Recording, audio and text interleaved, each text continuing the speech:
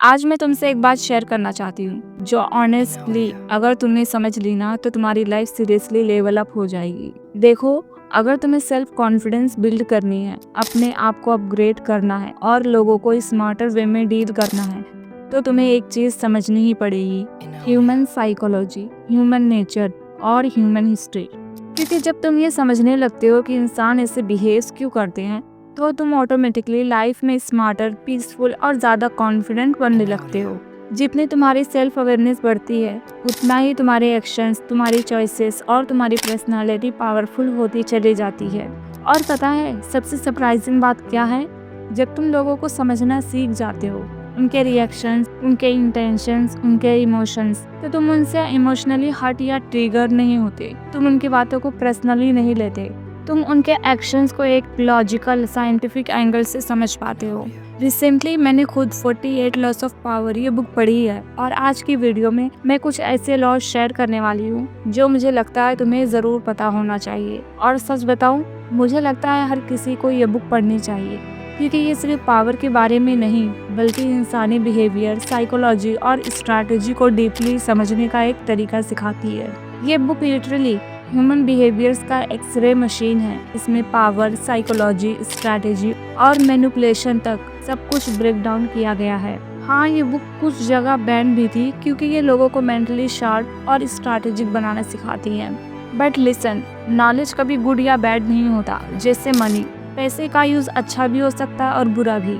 सब डिपेंड करता है तुम किस इंटेंशन से यूज करते हो। और अगर तुम एक अच्छे इंसान हो, जो मैं डेफिनेटली होप करती हूँ, तो ये नॉलेज तुम्हारी लाइफ को अपग्रेड करने के लिए यूज हो सकती है, तुम्हारी बाउंड्रीज स्ट्रॉन्ग करने के लिए, तुम्हारी कॉन्फिडेंस इंक्रीज करने के लिए और तुम्हारी पर्सनालिटी को पावरफुल बनाने के लिए। Now so let's begin. Law number 1, never outshine the master. इस लॉ का मतलब सिंपल है, हमेशा अपने से ऊपर वाले लोगों को सुपीरियर फील करवाओ।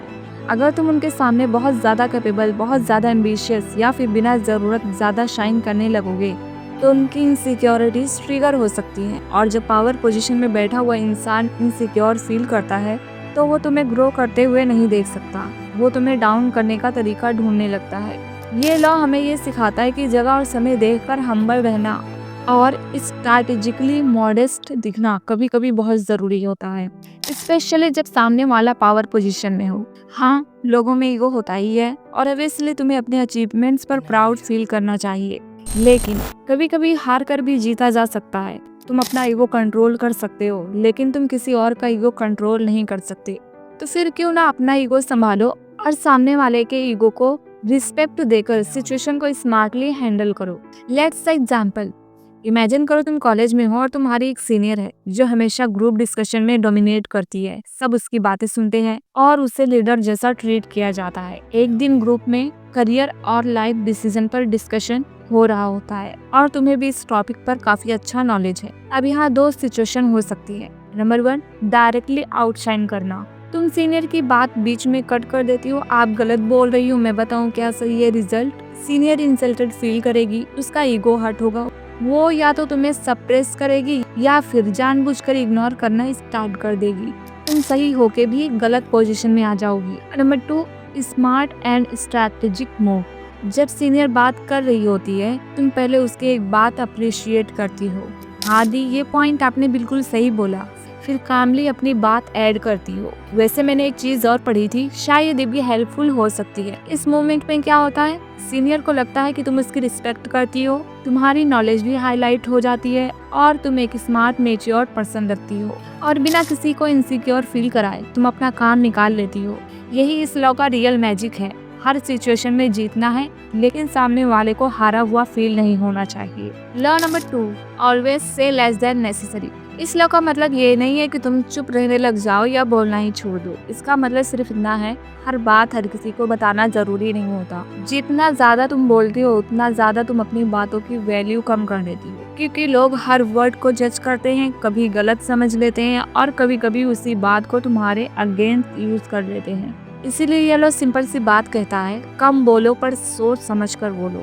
इमेजिन करो तुम ऑफिस में हो, तुमने एक आइडिया दिया और सामने से रिस्पॉन्स आया, देखते हैं, यहाँ पर आपके दो रिएक्शन हो सकते हैं। First, over explaining. तुम तुरंत बोलना शुरू कर देती हो, नहीं मैं बस कह रही थी, शायद ये सही रहे, अगर आप चाहो तो, मैं गलत भी हो सकती हूँ। रिजल्ट क्या होता है, तुम अनश्योर लगती हो, तुम्हारी बात वीक लगती है और लोग तुम्हें सीरियसली लेना बंद कर देते हैं। Second reaction, silence with confidence. तुम बस इतना बोलती हो ओके और चुप रहती हो। इस मोमेंट में क्या होता है, तुम काम और कॉन्फिडेंट लगती हो, तुम डेस्परेट नहीं दिखती और लोग तुम्हारी बात पर सोचना स्टार्ट कर देते हैं। इस लॉ का सिंपल मतलब है, हर बात को ओवर एक्सप्लेन करना जरूरी नहीं होता।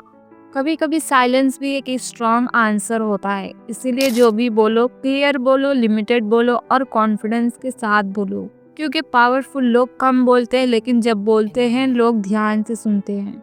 Law number 3, guard your reputation with your life. इस लॉ का मतलब बहुत सिंपल है, तुम्हारी रेपुटेशन ही तुम्हारी असली पावर होती है। लोग तुम्हें पहले तुम्हारी बातों से नहीं, तुम्हारी इमेज से जज करते हैं। तुम कितनी भी अच्छी बात क्यों ना बोल लो, अगर तुम्हारी रेपुटेशन वीक है तो लोग तुम्हारी बात सुनेंगे लेकिन मानेंगे नहीं। इसीलिए यह लोग कहता है, अपनी रेपुटेशन को अपनी लाइफ की तरह प्रोटेक्ट करो। एक बात जो सबको समझनी चाहिए, तुम्हारी रेपुटेशन तुम्हारा साइलेंट इंट्रोडक्शन होती है। तुम रूम में एंटर भी नहीं करती, उससे पहले ही लोग तुम्हारे बारे में अपने ओपिनियन बना चुके होते हैं और ये ओपिनियन सालों में बनती है लेकिन सिर्फ कुछ मिनट्स में टूट सकती है। एक टाइम था जब लोग न्यूज चैनल्स पर ब्लाइंड ट्रस्ट करते थे, टीवी पे आ रहा है तो सही ही होगा। लेकिन धीरे धीरे जब लोगों को समझ आया कि टीआरपी के लिए सिर्फ वही न्यूज दिखाई जा रही है जो उनके एजेंडा को सूट करती है, तो ट्रस्ट टूटने लगा। आज सिचुएशन ये है कि न्यूज चैनल से ज्यादा लोग कंटेंट क्रिएटर्स पर ट्रस्ट करते हैं। और सबसे इम्पोर्टेंट बात, अब अगर वही न्यूज चैनल सही इन्फॉर्मेशन भी दिखाए ना तो भी ट्रस्ट वापस बनाना बहुत मुश्किल हो चुका है। बस यही होता है जब रेपुटेशन एक बार डैमेज हो जाती है। रेपुटेशन बिल्कुल मनी जैसी होती है, अर्न करने में बहुत टाइम लगता है, लॉस करने में सिर्फ सेकेंड्स। अगर तुम्हारी रेपुटेशन स्ट्रांग है ना तो लोग तुम्हें सीरियसली लेते हैं, तुम्हारी बात पे भरोसा करते हैं और कभी कभी तुम्हारे साइलेंस को भी रिस्पेक्ट देते हैं। Law number 4, court attention at all costs. जो लोगों को दिखता है वही उन्हें याद रहता है। तुम कितनी भी टैलेंटेड क्यों ना हो, अगर लोग तुम्हें नोटिस ही नहीं कर रहे हैं तो तुम्हारी एबिलिटी का कोई वैल्यू नहीं रह जाता। इस दुनिया में लोग पहले तुम्हारी स्किल्स नहीं देखते, पहले तुम्हें देखते हैं। इसीलिए यह लोग कहता है, जब मौका मिले अपनी प्रेजेंस दिखाना सीखो, चाहे तुम कॉलेज में हो, ऑफिस में हो या फिर अपने घर में ही हो। एक चीज तुमने जरूर नोटिस की होगी, मान लो घर में 2 लड़कियां हैं, अनाया हर काम करती है, रिस्पॉन्सिबल है, ज्यादा बोलती नहीं, बस अपने काम से काम रखती है। रिया काम थोड़ा कम करती है पर बात करना जानती है, लोगों से कनेक्ट करती है, अपनी प्रेजेंस फील करवाती है, चाहे वो कोई छोटा सा काम ही क्यों ना करे, सबको पता होता है। अच्छा ये काम तो इसने किया। अनाया का काम भी होता है लेकिन क्योंकि वो ज्यादा सामने नहीं आती, लोग उससे उतना नोटिस नहीं करते।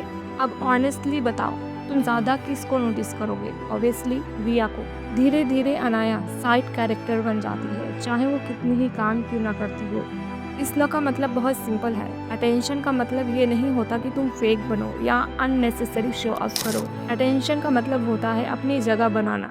अगर तुम हमेशा साइलेंस में रहोगी तो लोग तुम्हारे काम को भी इग्नोर कर देंगे। इसीलिए जब मौका मिले थोड़ा सामने आना सीखो, अपनी प्रेजेंस को इनविजिबल मत रहने दो। एक बात याद रखना, टैलेंट तभी काम आता है जब लोग उसे देख पाते हैं। Law number 5, use absence to increase respect and honour.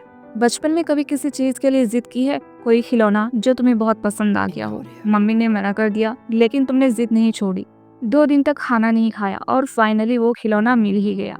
शुरू शुरू में क्या होता है, तुम उस खिलौने के साथ हर वक्त खेलते रहते हो, लेकिन धीरे धीरे वही खिलौना घर के कोने में पड़ा रह जाता है। अब सोचो, जो चीज तुम्हें इतनी पसंद थी वो सडनली इतनी अनइम्पोर्टेंट कैसे हो गई? यहीं से ह्यूमन साइकोलॉजी समझ आती है। ह्यूमन ब्रेन उसी चीज को स्पेशल मानता है जो उसके पास नहीं होती। जैसे ही वो चीज आसानी से मिल जाती है, उसकी इम्पोर्टेंस धीरे धीरे कम हो जाती है। यही रूल इंसानों पर भी अप्लाई होता है। जब तुम हर वक्त अवेलेबल होती हो, हर कॉल उठा लेती हो, हर बात पर हाँ बोल देती हो, लोग सोचने लगते हैं कि तुम तो हमेशा यहीं हो।